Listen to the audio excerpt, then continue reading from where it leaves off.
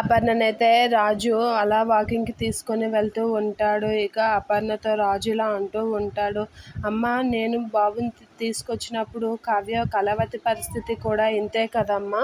తను నీలాగే గండుధైర్యం నీలాగే ఇదవ్వలేదు కదా, నా మీద నమ్మకంతో గుండె ధైర్యంతో నిలబడింది. మరి నువ్వెందుకమ్మా నాన్న మీద నమ్మకం ఉంచలేకపోతున్నావు అని అంటూ ఉంటాడు రాజ్ దయచేసి నా గుండె భారాన్ని పెంచకరా అని చెప్పేసి అంటూ ఉంటుంది. అలా నడిపిస్తూ నేను ఇక నడవలేనురా, నాకు కొంచెం గుండె నొప్పిగా ఉంది, కూర్చుంటానని చెప్పి అపర్ణ కూర్చొని ఉంటుంది. అలా కూర్చుని అపర్ణతో రాజు అయితే మాట్లాడుతూ ఉంటాడు. అదే టైంలో కావ్య వాళ్ళ అత్తయ్యకి సూప్ తెస్తూ ఉంటుంది.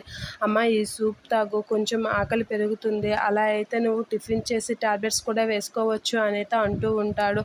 ఆ మాటలకి అపర్ణ అయితే మీ భార్య చేసింది ఏది నేను ముట్టనురా అనేది అంటూ ఉంటుంది. ఏంటమ్మా నువ్వు అలా మాట్లాడుతున్నావు, నువ్వు తను చేసిందని కాదు, తాగితే కదా నీకు కూడా ఆరోగ్యానికి మంచిది అనేది అంటూ ఉంటాడు రాజు. ఆ మాటలకి మీ భార్య చేసింది ఏది నేను ముట్టను రాజు, ఎంతకు మించి నన్ను ఇంకేం అడక్కు అనేది అంటూ ఉంటుంది అపర్ణ. ఆ మాటలకి అయితే కావ్య అయితే షాక్ అవుతూ ఉంటుంది, ఫీల్ అవుతుంది కూడా.